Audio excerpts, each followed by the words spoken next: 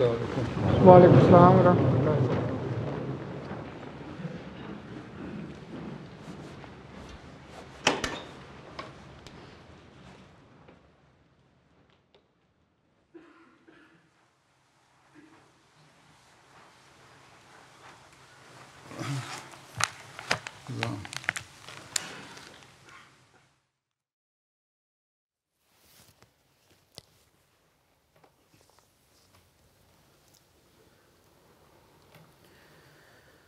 اللہ اکبر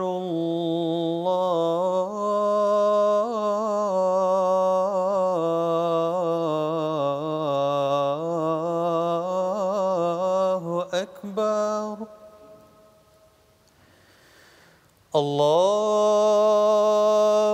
اکبر اللہ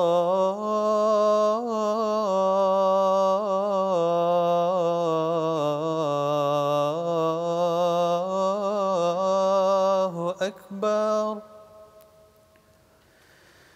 أشهد أن لا إله إلا الله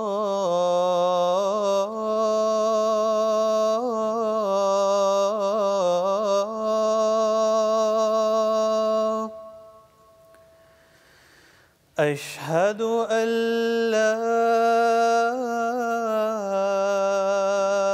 إله إلا الله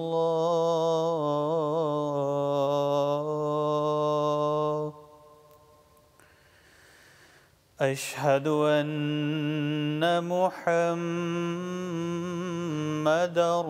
رسول الله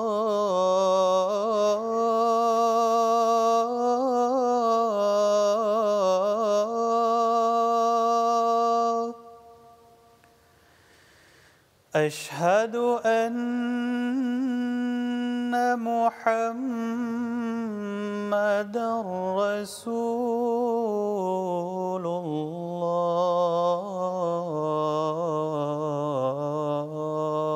الله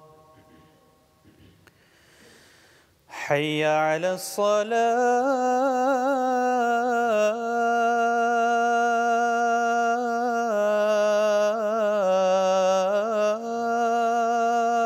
الصلاة حي على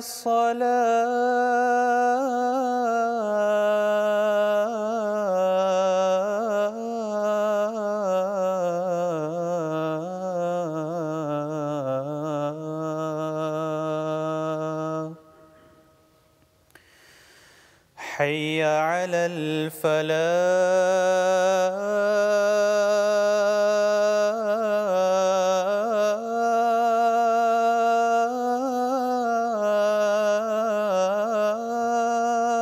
الفلاح حي على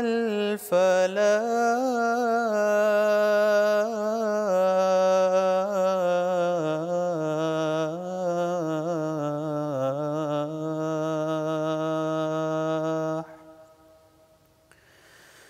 الله أكبر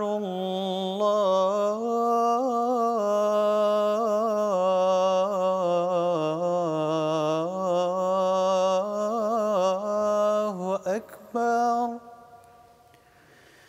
لا إله إلا الله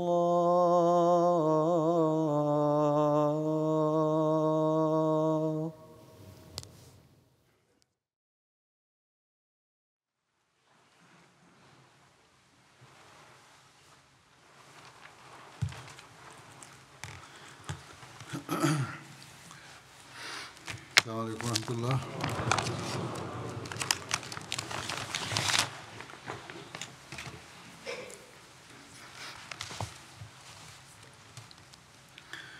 أشهد أن لا إله إلا الله وحده لا شريك له وأشهد أن محمدًا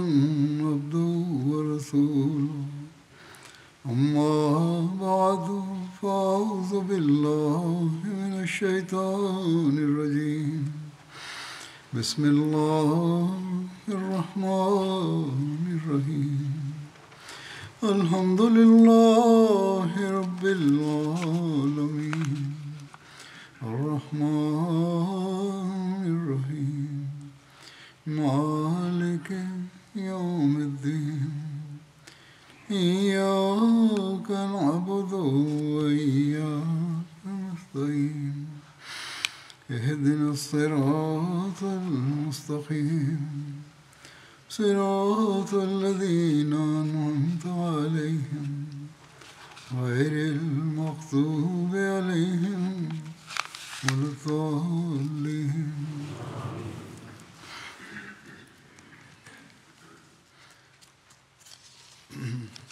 حضرت صلی اللہ علیہ وسلم کے زمانے کے سریات اور غزوات کا ذکر چل رہا تھا گزشتہ خطبے سے پہلے. اس میں بنو فزارہ کے سریے کا ذکر ہوا تھا. بنو فزارہ کے خلاف سریہ میں ایک واقعہ کا ذکر ملتا ہے تاریخ میں جو قرفہ کے قتل کا ہے. بعض تاریخ دانوں نے اس کو جس طرح لکھا ہے وہ صاف ظاہر ہوتا ہے کہ حقیقت کے خلاف واقعہ ہے. طبقات الکبریٰ میں لکھا ہے کہ حضرت زید بن حارثہ 6 ہجری میں تجارت کے سلسلے میں شام کی طرف روانہ ہوئے. آپ کے ہمراہ نبی کریم صلی اللہ علیہ وسلم کے اصحاب کا مال تجارت تھا. جب وہ وادی القراء کے قریب پہنچے تو انہیں بنو فزارہ کی شاخ بنو بدر کے کچھ لوگ ملے جنہوں نے آپ کو اور آپ کے ساتھیوں کو مارا پیٹا اور جو سامان ان کے پاس تھا وہ چھین لیا. پھر جب حضرت زید تندرست ہو گئے تو رسول اللہ صلی اللہ علیہ وسلم کی خدمت میں حاضر ہوئے اور آپ صلی اللہ علیہ وسلم کو واقعی خبر دی. رسول اللہ صلی اللہ علیہ وسلم نے ان کو ان لوگوں کی طرف بھیجا, یعنی جو حملہ کرنے والے تھے ان کی طرف بھیجا. یہ لوگ جو مسلمان تھے دن کو چھپتے اور رات کو چلتے, لیکن بنو بدر کو ان کی خبر ہو گئی. پھر حضرت زید اور آپ کے ساتھی صبح کے وقت ان لوگوں کے پاس پہنچے, اللہ اکبر کا نعرہ بلند کیا اور جو وہاں موجود تھے انہیں گھیر لیا. قرفہ کو جو فاطمہ بنت رویہ بن بدر تھی اس کا اصل نام, اور اس کی بیٹی جاریہ بنت مالک بن حذیفہ بن بدر کو گرفتار کر لیا. جاریہ کو حضرت سلمہ بن الاکوع نے گرفتار کیا اور رسول اللہ صلی اللہ علیہ وسلم کو ہبہ کر دیا. رسول اللہ صلی اللہ علیہ وسلم نے اس کے بعد حزن بن ابی وہب کو ہبہ کر دی. وہ اس بارے میں تاریخ کی بعض کتب میں قرفہ کے قتل کا, جیسا کہ میں نے کہا ہے, واقعہ عجیب طرح پیش کیا گیا ہے جس کو اسلامی تعلیم اور عمل کی روشنی میں ماننا ممکن نہیں. بہرحال یہ لکھا ہے بعض کتابوں میں کہ قیس بن محصر نے قرفہ کے طرف قصد کیا. وہ ایک بوڑھی عورت تھی. قیس نے اس کو نہایت سختی سے قتل کیا. اس کے دونوں پاؤں میں رسی باندھ کر 2 اونٹوں کے ساتھ باندھ دیا. پھر اونٹوں کو ہنکایا تو وہ دوڑے اور اس عورت کے ٹکڑے کر دیے. قیس نے 2 اور آدمیوں کو بھی قتل کیا. حضرت زید بن حارثہ اپنی اس مہم سے واپس آئے اور نبی کریم صلی اللہ علیہ وسلم کا دروازہ کھٹکھٹایا. آپ اپنا کپڑا کھینچتے ہوئے زید کی طرف اٹھ کھڑے ہوئے, یہاں تک کہ زید کو گلے لگا لیا اور بوسہ دیا اور زید سے حال دریافت کیا. تو زید نے آپ صلی اللہ علیہ وسلم کو اس کی خبر دی جو اللہ تعالیٰ نے انہیں فتح عطا فرمائی. اس واقعہ یہ اس طرح کا واقعہ بیان کیا کہ اس طرح اس کو چیر دیا 2 ٹکڑوں میں, لیکن اس واقعہ کا ذکر حضرت مرزا بشیر احمد صاحب نے بڑی دلیل کے ساتھ بڑے آسان رنگ میں کیا ہے۔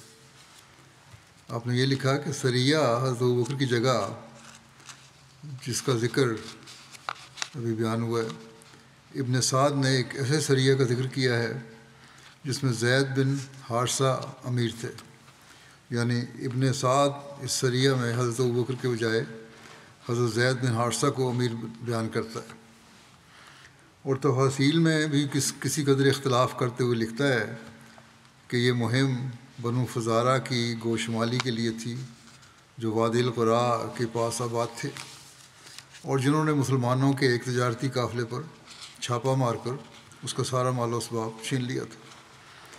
اس مفسد گروہ کی روح رواں ایک بوڑھی عورت تھی جس کا نام ام کرفہ تھا، جو اسلام کی سخت دشمن تھی۔ جب یہ عورت اس لڑائی میں پکڑی گئی تو زید کی پارٹی کے ایک شخص قیس نامی نے اس عورت کو قتل کر دیا، اور ابن سعد اس قتل کا قصہ یوں بیان کرتا ہے، یہ لکھنے والا تاریخ کا، کہ اس کے دونوں پاؤں دو مختلف اونٹوں کے ساتھ باندھے گئے اور پھر اونٹوں کو مختلف جہات میں ہنکایا گیا، جس کے نتیجہ میں یہ عورت درمیان سے چیر کر دو ٹکڑے ہو گئی، اور اس کے بعد اس عورت کی لڑکی سلمہ بن اقوا کے سپرد کر دی گئی، یہ بوڑھی عورت۔ یہی قصہ کسی کے قدر اختصار اور اجمال اور اختلاف کے ساتھ ابن اسحاق نے بیان کیا ہے، اور اس روایت کی بنا پر سر ولیم میور جو اورینٹلسٹ ہے، جو دوسرے یورپین مورخین کی نسبت زیادہ تفصیل دینے کا عادی ہے، اس واقعہ کو مسلمانوں کی وحشیانہ روح کی مثال بڑے شوق سے اپنی کتاب کی زینت بناتا ہے۔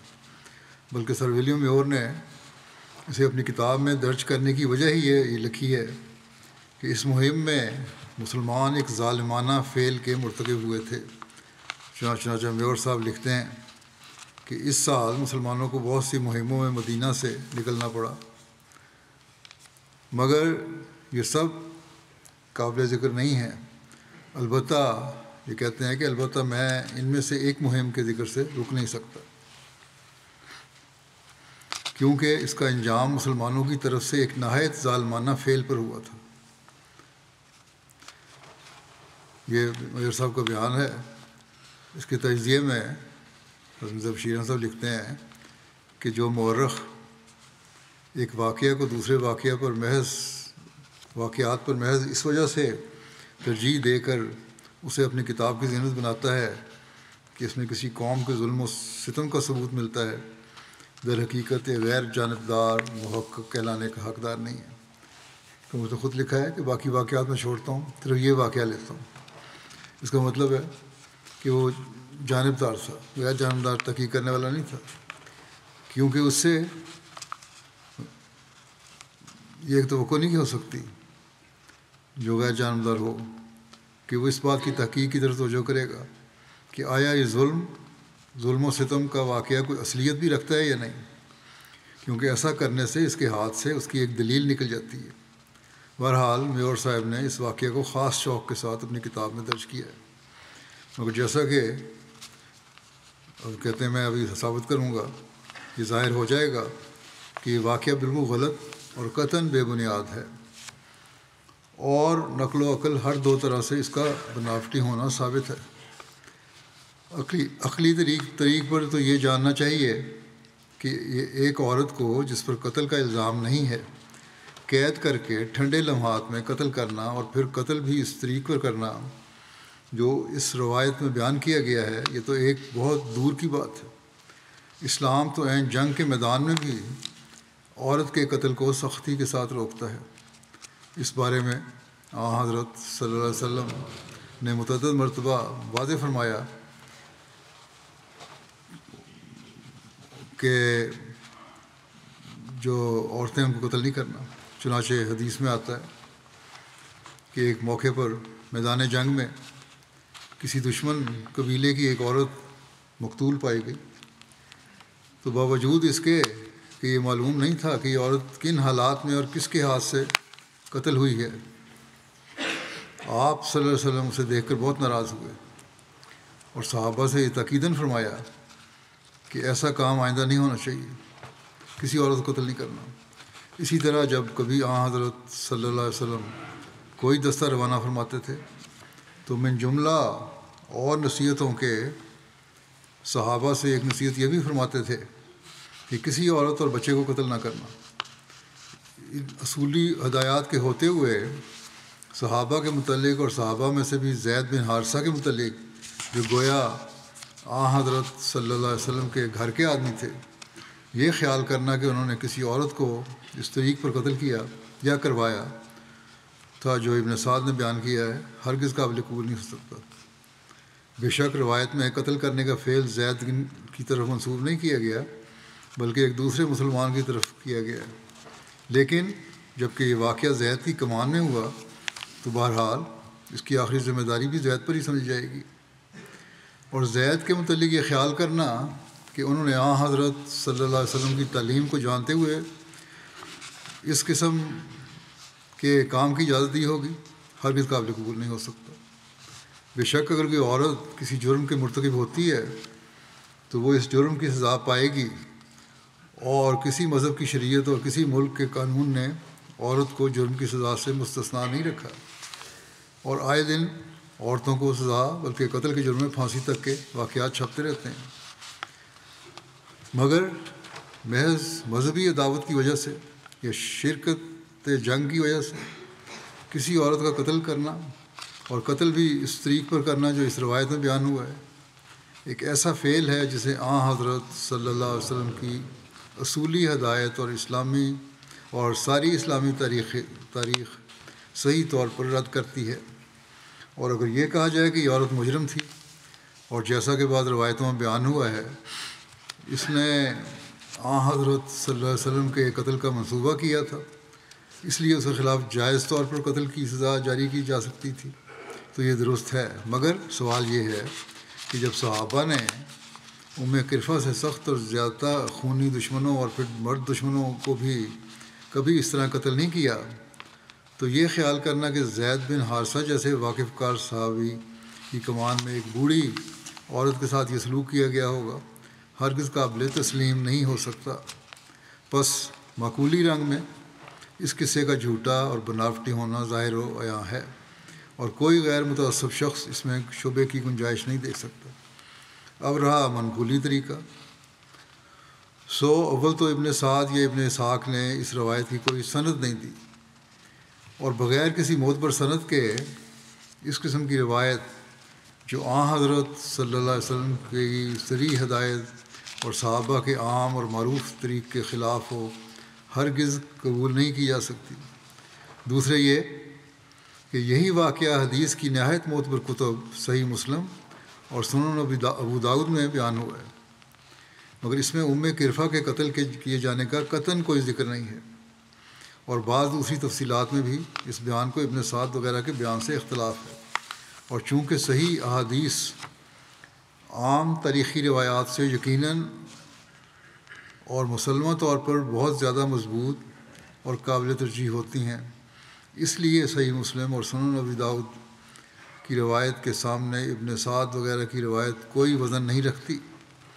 یہ امتیاز اور بھی نمایاں ہو جاتا ہے جب ہم اس بات کو مد نظر رکھیں کہ جہاں ابن سعد اور ابن اسحاق نے اپنی روایتوں کو یوں ہی بلا سند بیان کیا ہے، وہاں امام مسلم اور ابو داؤد نے اپنی روایتوں کو پوری سند دی ہے۔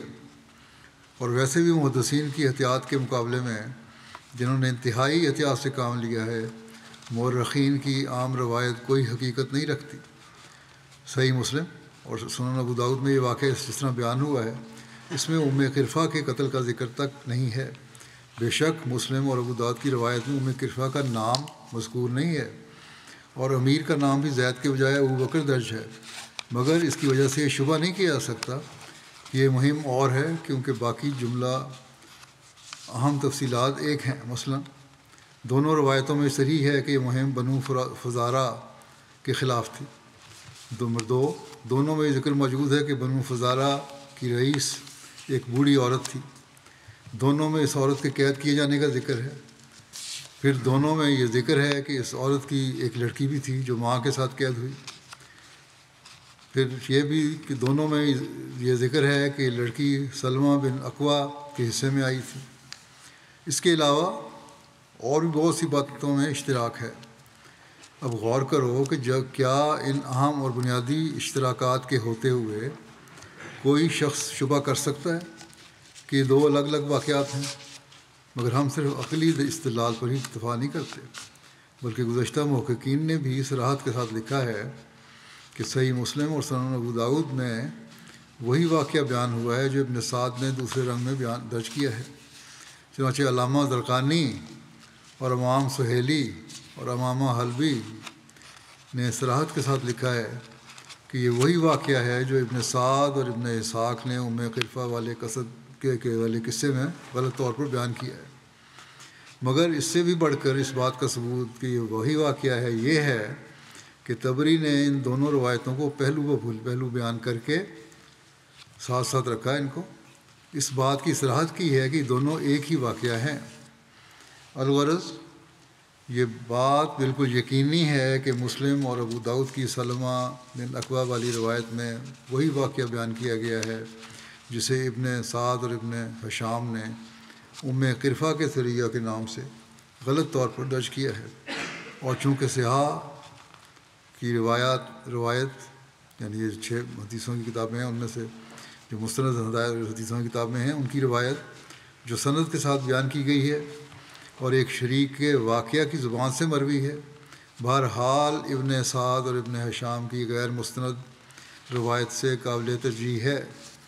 اس لیے اس بات میں ہرگز کوئی شبہ نہیں رہتا کہ ام قرفہ کے ظالمانہ قتل کا واقعہ ایک بالکل جھوٹا اور بے بنیاد واقعہ ہے جو کسی مخفی دشمن اسلام اور منافق کی مہربانی سے بعض تاریخی روایتوں میں راہ پا گیا ہے۔ اور حق یہ ہے کہ اس سریہ کی حقیقت اس سے بڑھ کر اور کچھ نہیں جو مسلم اور ابو داؤد نے بیان کی ہے کہ کسی غلط واقعہ کا تاریخ میں درج ہو جانا کوئی تعجب کی بات نہیں، کیونکہ اس قسم کی مثالیں ہر قوم اور ہر ملک کی تاریخ میں ملتی ہیں۔ لیکن یہ ضرور ایک تعجب کی بات ہے کہ سر ولیم جیسا انسان اس غلط واقعے کو بغیر کسی تحقیق کے اپنی کتاب میں جگہ دے اور اس بات کا برملا اعتراف کرے کہ اس کے اندراج کی وجہ محض یہ ہے کہ اس سے مسلمانوں کے ایک ظالمانہ فعل کی مثال ملتی ہے۔ تو بہرحال یہ واقعہ ہی غلط ہے جو نہیں اس طرح ہوا۔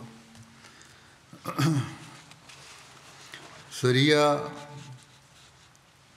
عبداللہ بن عتیق ہے کہ اس کا ذکر آتا ہے تاریخ میں، جو ابو رافع کی طرف تھا۔ ابن سعد نے بیان کیا ہے یہ سریہ رمضان 6 ہجری میں ہوا۔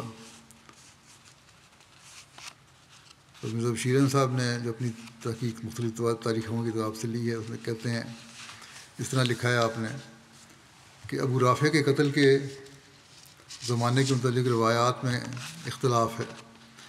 بخاری نے ظہری کے اتباع میں اسے معین تاریخ دینے کے بغیر مطلقاً کعب بن اشرف کے قتل کے بعد بیان کیا ہے، جو بہرحال درست ہے اور غالباً ان واقعات کو متصل کر کے اس لیے بیان کیا ہے، اس کے دو آپس میں جوڑ کے بیان کیا گیا ہے کہ ان کی نوعیت ایک سی ہے۔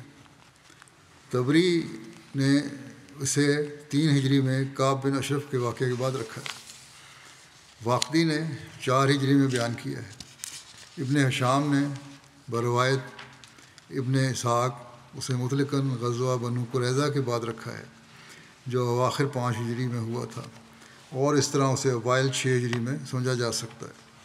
مگر ابن سعد نے صراحتاً 6 ہجری میں بیان کیا ہے اور عام مورخین نے ابن سعد کی اتباع کی ہے، واللہ اعلم۔ ابن اسحاق نے بیان کیا ہے کہ جب غزوہ خندق اور بنو قریظہ کا معاملہ ختم ہوا اور سلام بن ابی حقیق یعنی ابو رافع ان لوگوں میں سے تھا جنہوں نے رسول اللہ صلی اللہ علیہ وسلم کے خلاف لشکر جمع کیا تھا، اور قبیلہ اوس غزوہ احد سے پہلے کعب بن اشرف یہودی کو رسول اللہ صلی اللہ علیہ وسلم کی دشمنی اور آپ کے خلاف بھڑکانے کی وجہ سے قتل کر چکا تھا، تو قبیلہ خزرج نے رسول اللہ صلی اللہ علیہ وسلم سے سلام بن ابی حقیق کے قتل کی اجازت چاہی۔ اس وقت وہ خیبر میں تھا۔ آپ نے ان کو اجازت دے دی۔ یہ دونوں قبیلے یعنی اوس اور خزرج آپ صلی اللہ علیہ وسلم کے ہمراہ دو نر اونٹوں کی مانند مقابلے کرتے تھے۔ قبیلہ اوس جب رسول اللہ صلی اللہ علیہ وسلم کے لیے کوئی کام سر انجام دیتا تو قبیلہ خزرج والے کہتے یہ تو اس کام کی وجہ سے رسول اللہ صلی اللہ علیہ وسلم کے نزدیک اور اسلام میں ہم سے فضیلت لے جائے گا، بس وہ نہیں رکتے تھے یہاں تک کہ وہ اس جیسا کوئی کام سر انجام دیتے، اور خزرج نے کوئی ایسا کام کر دیا تو قبیلہ اوس بھی اس کی مثل کرتا تھا۔ جب اوس والوں نے کعب بن اشرف کو رسول اللہ صلی اللہ علیہ وسلم سے دعوت کی وجہ سے قتل کیا تو خزرج والوں نے کہا اللہ کی قسم قبیلہ اوس اس کی وجہ سے کبھی بھی ہم سے فضیلت نہیں لے سکتا، اور وہ ان کاموں میں مقابلے کرتے تھے جو ان کو اللہ تعالیٰ اور اس کے رسول صلی اللہ علیہ وسلم کے قریب کر دیں۔ بس انہوں نے غور و فکر کی کہ کون سا آدمی رسول اللہ صلی اللہ علیہ وسلم کی دشمنی میں کعب بن اشرف کے برابر ہے، تو انہوں نے ابن ابی حقیق کو یاد کیا جو خیبر یا حجاز کی زمین میں تھا۔ ابن سعد کہتے ہیں کہ خزرج نے کہا ابو رافع بن ابی حقیق نے قبیلہ غطفان اور اس کے ارد گرد کے مشرکین عرب کو جمع کیا اور ان کے لیے رسول اللہ صلی اللہ علیہ وسلم سے لڑائی کے لیے بہت بڑا وظیفہ مقرر کر دیا۔ بس خزرج نے رسول اللہ صلی اللہ علیہ وسلم سے اس کے قتل کی اجازت طلب کی، آپ صلی اللہ علیہ وسلم نے ان کو اجازت دے دی۔ اس طرح خزرج میں سے بنو سلمہ کے 5 آدمی عبداللہ بن عتیق، مسعود بن سنان، عبداللہ بن انیس جوہنی جو کہ انصار کے حلیف تھے، ابو قتادہ، حرث بن ربیع، خزائی بن اسود نکلے، یہ سب لوگ نکلے۔ محمد بن عمر اور ابن سعد کے نزدیک یہ اسود بن خزائی تھا جو قبیلہ اسلم میں سے انصار کا حلیف تھا، اور براء بن عازب نے عبداللہ بن عتبہ کا اضافہ کیا جیسا کہ صحیح بخاری میں ہے۔ بس وہ 6 افراد ہو گئے، اور ابن عقبہ اور سہیلی نے اسد بن حرام کا اضافہ کیا، اس طرح یہ 7 آدمی ہو گئے، اور رسول اللہ صلی اللہ علیہ وسلم نے ان پر حضرت عبداللہ بن عتیق کو امیر مقرر فرمایا اور ان کو بچوں اور عورتوں کو قتل کرنے سے منع فرمایا۔ تو دیکھیں یہاں بھی بڑا واضح طور پر فرمایا عورتوں کو قتل نہیں کرنا۔ صحیح بخاری میں ابو رافع کے قتل کی تفصیل یوں بیان ہوئی ہے، حضرت براء بن عازب نے بیان کیا ہے کہ ابو رافع رسول اللہ صلی اللہ علیہ وسلم کو بہت ایذا دیا کرتا تھا اور آپ کے خلاف دشمنوں کی مدد کرتا تھا۔ وہ اپنے قلعے میں جو حجاز کی سرزمین میں تھا رہتا تھا۔ جب وہ لوگ اس کے قریب پہنچے تو سورج غروب ہو چکا تھا اور لوگ اپنے جانوروں کے ریوڑ لے کر واپس ہو چکے تھے۔ عبداللہ بن عتیق نے اپنے ساتھیوں سے کہا تم اپنی جگہ پر بیٹھے رہو، میں جاتا ہوں اور دربان سے کوئی ہیلا کرتا ہوں تاکہ میں اندر چلا جاؤں۔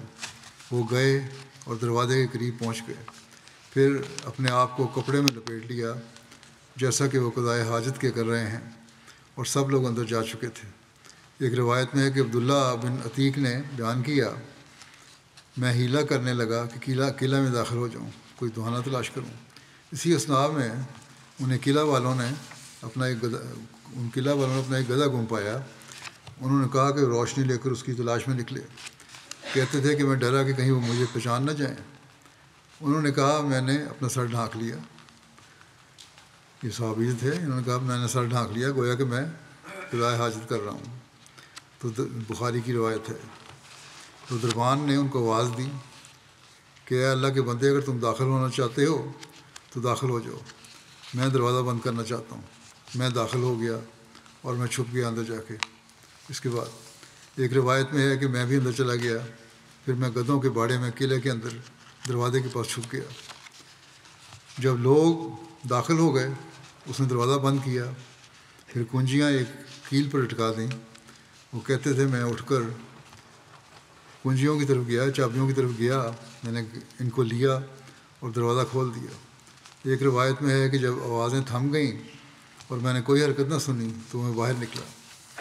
انہوں نے کہا کہ میں نے دربان کو دیکھ لیا تھا کہ جہاں اس نے ایک تاکچے میں قلعے کی چابی رکھی تھی۔ یہ بھی بخاری کی روایت ہے۔ اور لوگ ابو رافع کے پاس رات کو باتیں کیا کرتے تھے۔ وہ مجلس لگایا کرتا تھا، وہ اپنے بالا خانے میں تھا۔ جب باتیں کرنے والے اس کے پاس سے چلے گئے، یہ کہتے ہیں میں دیکھتا رہا، وہ مجلس لگی ہوئی ہے، جب باتیں کرنے والے چلے گئے۔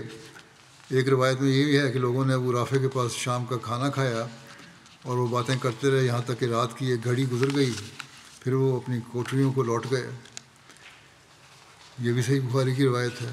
تو میں اس کی طرف چڑھا اور ہر دروازہ جو میں کھولتا اس کو اندر سے بند کرتا جاتا تھا۔ میں نے اپنے دل میں کہا کہ اگر لوگ میری آہٹ پا بھی لیں تو جب تک میں اسے مار نہ لوں مجھ تک نہیں پہنچ سکیں گے۔ میں اس کے پاس پہنچا۔ دوسری روایت میں ہے کہ پھر میں ان کی کوٹریوں کے دروازے کی طرف گیا اور ان کو باہر سے بند کر دیا۔ اس کے بعد ایک سیڑھی پر سے چڑھ کر میں ابو رافع کے پاس گیا۔ یہ بھی بخاری کی روایت ہے۔ تو کہتے ہیں کیا دیکھتا ہوں کہ وہ ایک اندھیرے کمرے میں اپنے کنبے کے درمیان لیٹا ہوا ہے۔ مجھے پتہ نہ تھا چلا کہ وہ کمرے میں کہاں ہے۔ میں نے کہا اے ابو رافع۔ کہنے لگا کون ہے؟ میں آواز کی طرف لپکا اندازہ کر کے۔ میں نے تلوار سے اس کو ایک ضرب لگائی اور میں دہشت زدہ تھا، گھبرایا ہوا تھا۔ وہ وار کچھ کام نہ آیا۔ وہ چلایا، صحیح طرح وار نہیں پڑا تھا، اس نے شور مچایا۔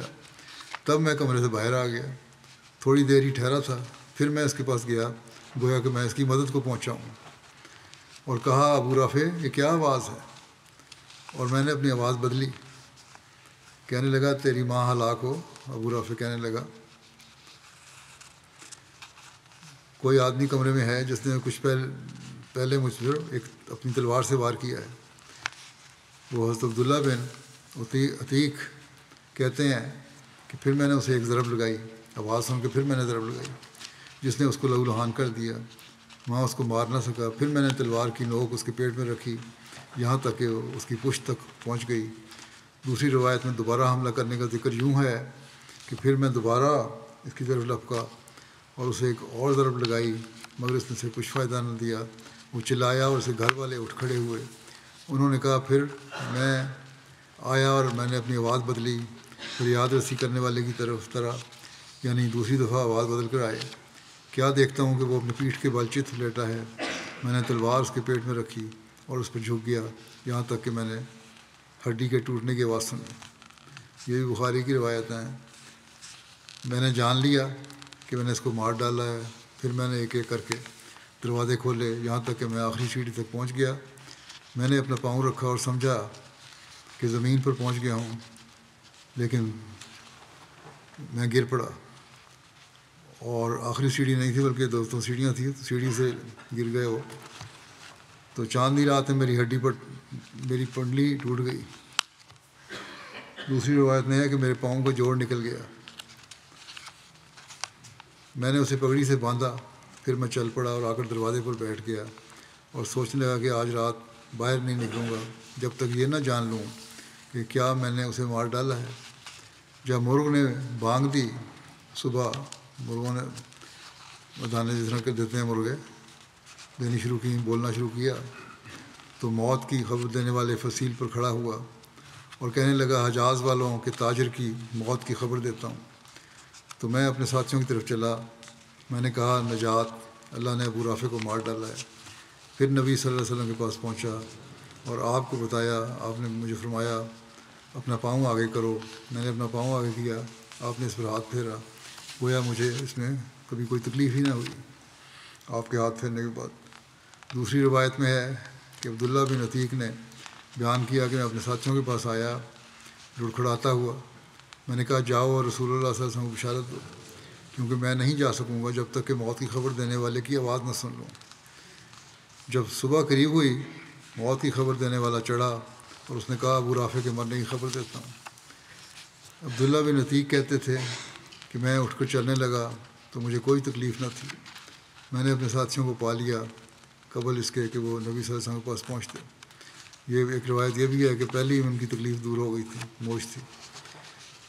یہ واقعہ امام بخاری نے حضرت براء بن عازب سے روایت کیا ہے، اور اس میں یہ بیان ہے کہ عبداللہ بن عتیق نے اکیلے ابو رافع کو قتل کیا، لیکن ابن عقبہ، ابن اسحاق، محمد بن عمر اور ابن سعد وغیرہ نے بیان کیا ہے کہ عبداللہ بن عتیق کے ساتھ تمام ساتھیوں نے مل کر قتل کیا تھا۔ اس کا تجزیہ مرزا بشیر احمد صاحب نے بھی کیا ہے اور بیان کیا ہے اس کو۔ اب لکھتے ہیں کہ جن یہودی رسا کی مفسدانہ انگیخت اور اشتعال انگیزی سے 5 ہجری کے آخر میں مسلمانوں کے خلاف جنگ احزاب کا خطرناک فتنہ برپا ہوا تھا، ان میں سے حویلی بن اخطب تو بنو قریظہ کے ساتھ اپنے کیفر کردار کو پہنچ چکا تھا، لیکن سلام بن ابی الحقیق جس کی کنیت ابو رافع تھی ابھی تک خیبر کے علاقے میں اسی طرح آزاد اور اپنی فتنہ انگیزی میں مصروف تھا، بلکہ احزاب کی ذلت بھری ناکامی اور بنو قریظہ کے ہولناک انجام نے اس کی عداوت کو اور بھی زیادہ کر دیا تھا، اور چونکہ قبائل غطفان کا مسکن خیبر کے قریب تھا اور خیبر کے یہودی اور نجد کے قبائل آپس میں گویا ہمسائے تھے، اس لیے ابو رافع نے جو ایک بہت بڑا تاجر اور امیر کبیر انسان تھا دستور بنا لیا تھا کہ نجد کے وحشی اور جنگجو قبائل کو مسلمانوں کے خلاف اکساتا رہتا تھا، اور رسول اللہ صلی اللہ علیہ وسلم کی دعوت میں وہ کعب بن اشرف کا پورا مثیل تھا۔ چنانچہ اس زمانے میں جس کا ذکر کر رہے ہیں اس نے غطفانیوں کو حضرت صلی اللہ علیہ وسلم کے خلاف حملہ آور ہونے کے لیے اموال کثیر سے امداد دی تھی، بہت زیادہ مال دیا ان کو، اور تاریخ سے ثابت ہے کہ ماہ شعبان میں بنو سعد کی طرف سے جو خطرہ مسلمانوں کو پیدا ہوا تھا اور اس کے سدباب کے لیے حضرت علی کی کمان میں ایک فوجی دستہ مدینہ میں روانہ کیا گیا تھا، اس کی طے میں بھی خیبر کے یہودیوں کا ہاتھ تھا جو ابو رافع کی قیادت میں یہ سب شرارتیں کر رہے تھے، مگر ابو رافع نے اسی پر بس نہیں کی، اس کی عداوت کی آگ مسلمانوں کے خون کی پیاسی تھی، اور حضرت صلی اللہ علیہ وسلم کا وجود اس کی آنکھوں میں خار کی طرح کھٹکتا تھا۔ چنانچہ بالآخر اس نے یہ تدبیر اختیار کی کہ جنگ احزاب کی طرح نجد کے قبائل غطفان اور دوسرے قبیلوں کا پھر ایک دورہ کرنا شروع کیا اور مسلمانوں کو تباہ کرنے کے لیے لشکر عظیم کی صورت میں جمع کرنا شروع کر دیا۔ جنگ احزاب کے بعد پھر اس نے ایک اور گروہ بنانا شروع کیا دوبارہ حملہ کرنے کے لیے۔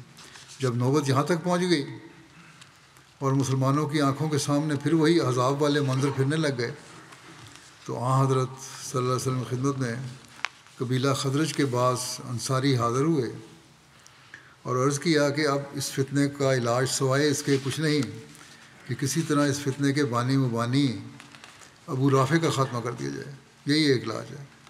حضرت صلی اللہ علیہ وسلم نے اس بات کو سوچتے ہوئے کہ ملک میں وسیع کشت و خون کے بجائے ایک مفسد اور فتنہ انگیز آدمی کا مارا جانا بہت بہتر ہے، ان صحابیوں کو اجازت مرحمت فرمائی، اور عبداللہ بن عتیق انصاری کی سرداری میں 4 خزرجی صحابیوں کو ابو رافع کی طرف روانہ فرمایا، مگر چلتے ہوئے تاکید فرمائی کہ دیکھنا کسی عورت یا بچے کو ہرگز قتل نہ کرنا۔ دوبارہ تاکید فرمائی ہے، یہ کس طرح ہو سکتا تھا کہ وہاں عورت کو قتل کر دیا۔ چنانچہ 6 ہجری کے ماہ رمضان میں یہ پارٹی روانہ ہوئی اور نہایت ہوشیاری کے ساتھ اپنا کام کر کے واپس آ گئی، اور اس طرح اس مصیبت کے بادل مدینہ کی فضا سے ٹل گئے۔ اس واقعے کی تفصیل بخاری میں جس کی روایت اس معاملے میں صحیح ترین روایت ہے وہ اس صورت میں بیان کی گئی ہے، جیسے میں پہلے بیان کیا ہے، انہوں نے اپنے انداز میں بیان کیا ہے اس کو یہاں، کہ براء بن عازب روایت کرتے ہیں کہ حضرت صلی اللہ علیہ وسلم نے اپنے صحابہ کی ایک پارٹی ابو رافع یہودی کی طرف روانہ فرمائی، ان پر عبداللہ بن عتیق انصاری کو امیر مقرر فرمایا۔ ابو رافع کا یہ قصہ تھا کہ وہ حضرت صلی اللہ علیہ وسلم کو سخت دکھ دیا کرتا تھا اور آپ کے خلاف لوگوں کو ابھارتا تھا اور ان کی مدد کیا کرتا تھا۔ جب عبداللہ بن عتیق اور ان کے ساتھی ابو رافع کے قلعے کے قریب پہنچے اور سورج غروب ہو گیا تو عبداللہ بن عتیق نے اپنے ساتھیوں کو پیچھے چھوڑا اور خود قلعے کے دروازے کے پاس پہنچے۔ اور اس کے قریب اس طرح چادر لپیٹ کر بیٹھ گئے جیسے کوئی شخص کسی حاجت کے لیے بیٹھا ہو۔ جب قلعے کا دروازہ بند کرنے والا شخص دروازے پر آیا تو اس نے عبداللہ کی طرف دیکھا اور آواز دی کہ اے شخص، میں قلعے کا دروازہ بند کرنے لگا ہوں، تم نے اندر آنا ہے تو جلدی آ جاؤ۔ عبداللہ چادر میں لپٹے لپٹائے جلدی سے دروازے کے اندر داخل ہو کر ایک طرف چھپ گئے، اور دروازہ بند کرنے والا شخص دروازہ بند کر کے اور اس کی کنجی ایک قریب کی کھونٹی سے لٹکا کر چلا گیا۔ اس کے بعد عبداللہ بن عتیق کا اپنا بیان ہے کہ میں اپنی جگہ سے نکلا اور سب سے پہلے میں نے قلعے کے دروازے کا قفل کھول دیا تاکہ ضرورت کے وقت جلدی اور آسانی کے ساتھ باہر نکلا جا سکے۔ اس وقت ابو رافع ایک چوبارے میں تھا، اوپر اپنے گھر کے ٹیرس پہ تھا، کمرے میں تھا، اور اس کے پاس بہت سے لوگ مجلس جمائے بیٹھے تھے اور آپس میں باتیں کر رہے تھے۔ جب یہ لوگ اٹھ کر چلے گئے اور خاموشی ہو گئی تو میں ابو رافع کے مکان کی سیڑھیاں چڑھ کر اوپر چلا گیا اور میں نے یہ احتیاط کی کہ جو دروازہ میرے راستے میں آتا تھا اسے میں آگے گزر کر اندر سے بند کر لیتا تھا۔ جب میں ابو رافع کے کمرے میں پہنچا تو اس وقت وہ چراغ بجھا کر سونے کی تیاری میں اس میں تھا اور کمرہ بالکل تاریک تھا۔ میں نے آواز دے کر ابو رافع کو پکارا، جس کے جواب میں اس نے کہا، کون ہے؟ بس میں اس آواز کی سمت کا اندازہ کر کے اس کی طرف لپکا اور تلوار کا ایک زوردار وار کیا، مگر اندھیرا بہت تھا اور میں اس وقت گھبرایا ہوا تھا، اس لیے تلوار کا وار غلط پڑا اور ابو رافع چیخ مار کر چلایا، جس پر میں کمرے سے باہر نکل گیا۔ تھوڑی دیر بعد میں نے پھر کمرے کے اندر جا کر اپنی آواز کو بدلتے ہوئے پوچھا، ابو رافع یہ شور کیسا ہوا تھا؟ اس نے میری آواز بدلی ہوئی آواز کو نہ پہچانا اور کہا، تیری ماں تجھے کھوئے، مجھ پر ابھی کسی نے تلوار کا وار کیا ہے۔ میں نے یہ آواز سن کر پھر اس کی طرف لپکا اور تلوار کا وار کیا۔ اس دفعہ وار کاری پڑا مگر وہ مرا پھر بھی نہیں، جس پر میں نے اس پر ایک تیسرا وار کر کے اسے قتل کر دیا۔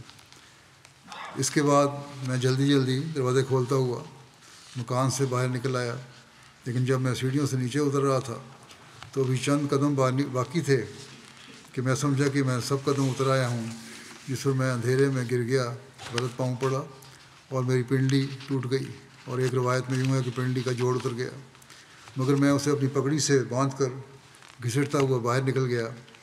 لیکن میں نے اپنے جی میں کہا کہ جب تک ابو رافع کے مرنے کا اطمینان نہ ہو جائے میں یہاں سے نہیں جاؤں گا۔ چنانچہ میں قلعے کے پاس ہی ایک جگہ چھپ کر بیٹھ گیا۔ جب صبح ہوئی تو قلعے کے اندر سے کسی کے آواز میرے کان میں آئی کہ ابو رافع تاجر حجاز وفات پا گیا ہے۔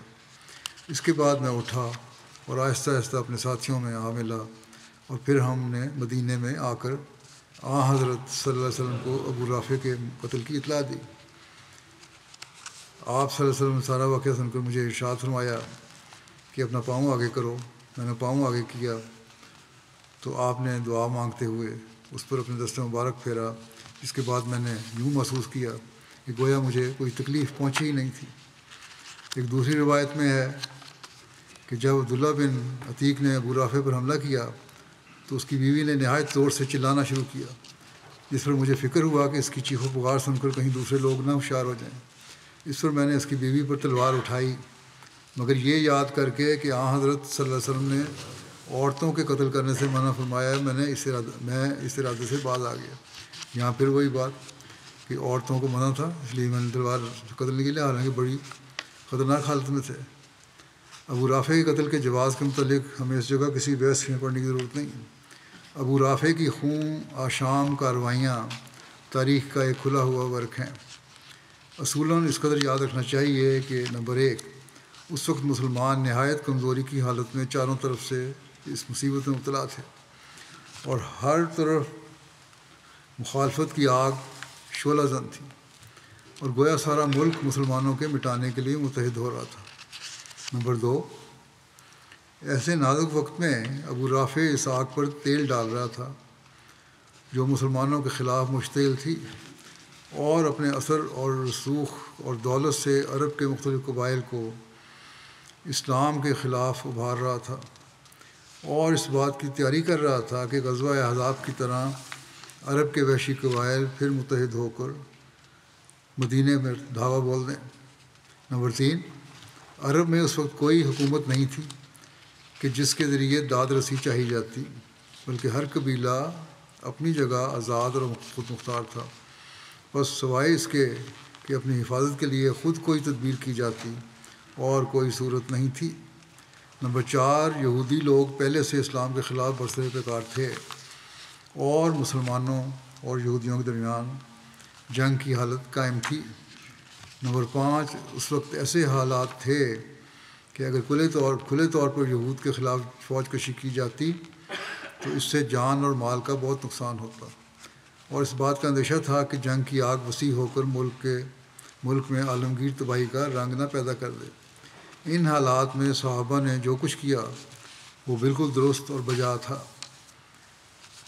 اور حالت جنگ میں جب کہ ایک قوم موت و حیات کے ماحول سے گزر رہی ہو، اس قسم کی تدابیر بالکل جائز سمجھی جاتی ہیں، اور ہر قوم، ہر ملت انہیں حسب ضرورت ہر زمانے میں اختیار کرتی رہی ہے۔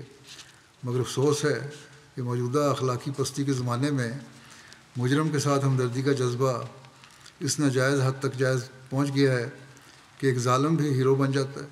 آج کل بھی ہم دیکھتے ہیں ظالم بھی ہیرو بنا ہوا ہے، اور وہ سزا جو اپنے جرموں کی وجہ سے پاتا ہے، عوام کی ہمدردی کی جاذب ہونے لگتی ہے۔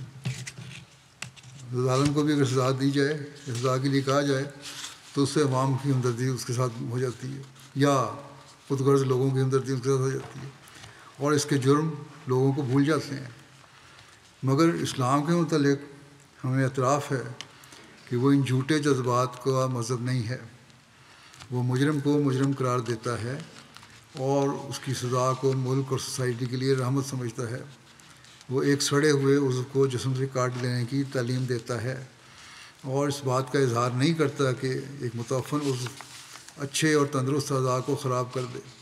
باقی رہا طریق سزا کا سوال، اس کے متعلق بیان بتایا جا چکا ہے کہ عرب کے اس وقت کے حالات کے متحد اور اس حالت جنگ کے پیش نظر جو اس وقت مسلمانوں اور یہودیوں کے درمیان قائم تھی، یہ طریق اختیار کیا گیا۔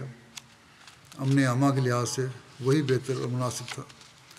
عبداللہ بن عتیق کی پنڈلی کے شفا پانے متعلق بخاری کی روایت میں یہ تصریح نہیں ہے کہ آیا یہ شفا خارق عادت رنگ میں فوری طور پر وقوع میں آئے گی، یا یہ کہ آہستہ آہستہ اپنے طبی کورس کو پورا کر کے ظاہر ہوئی تھی۔ مؤخر ذکر صورت میں یہ ایک عام واقعہ سمجھ جائے گا، اور حضرت صلی اللہ علیہ وسلم کی دعا کا اثر صرف اس قدر متصور ہوگا کہ آپ کی دعا کی برکت سے اس چوٹ نے کوئی مستقل اثر نہیں چھوڑا اور کوئی خراب نتیجہ نہیں نکلا، بلکہ عبداللہ کی پنڈلی نے بالآخر اپنی اصلی اور پوری طاقت حاصل کر لی، اور چوٹ کا اثر کلیتاً ظاہر ہو گیا۔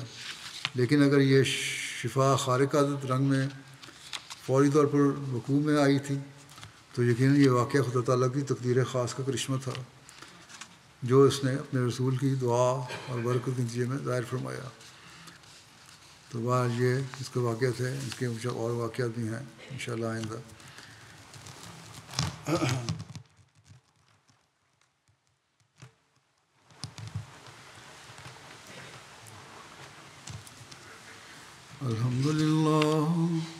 الحمد للہ نحمده ونستعینه ونستغفره ونؤمن به ونتوکل علیہ ونعوذ باللہ من شرور انفسنا ومن سیئات اعمالنا من يهده الله فلا مضل له ومن يضلل فلا هادي له ونشهد أن لا إله إلا الله ونشهد أن محمدا عبده ورسوله عباد الله رحمكم الله إن الله يأمر بالعدل والإحسان وإيتاء ذي القربى وينهى عن الفحشاء والمنكر والبغي يعظكم لعلكم تذكرون اذكروا الله يذكركم وادعوه يستجب لكم ولذكر الله أكبر.